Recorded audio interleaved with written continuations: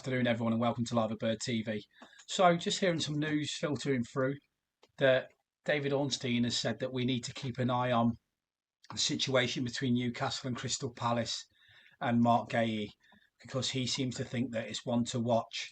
So, take out of that what you think. But David Ornstein, I quite liked him yesterday at Stamford Bridge when he absolutely nailed the FSG out brigade by just saying that, look, you can make as much noise as you want, but it's my way or the highway in terms of the way Liverpool conduct themselves and what kind of business mindset they have.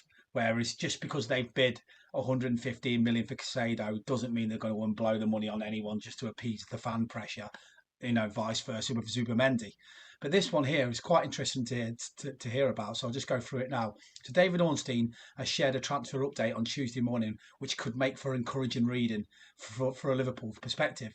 The Athletic journalist has described the situation surrounding Mark Guehi as one to watch this week, with Newcastle having been particularly active in their pursuit of the Crystal Palace defender. And it goes on to say here, just the Magpies' latest bid for the 24-year-old stands at a guaranteed £60 million plus 5 million more in potential add-ons, but the Eagles are holding out for 65 million plus 5 million in bonuses. With the Tynesiders seemingly at their limit and the Selhurst Park outfit refusing to budge, Eddie Howe's side are now thought to be exploring other options, i.e. Joe Gomez.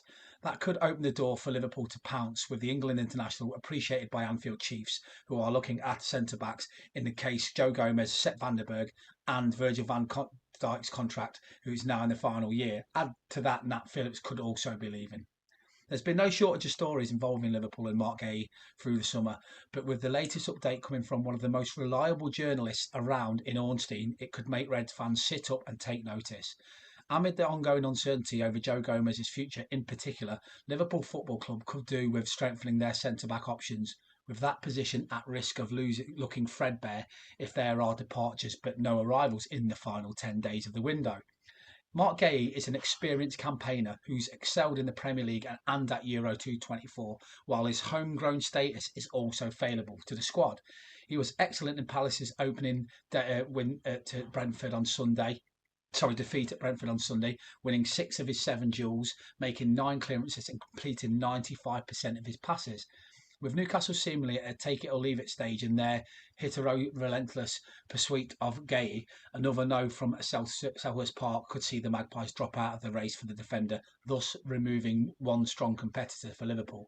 The Reds have been prepared to trigger Martin Zubamendi's 51 million release clause at Real Sociedad and infamously put 111 million on the table for Moises Caicedo 12 months ago, before Chelsea's late hijack. So the funds definitely seem to be available to secure a 70 million deal for the centre-back.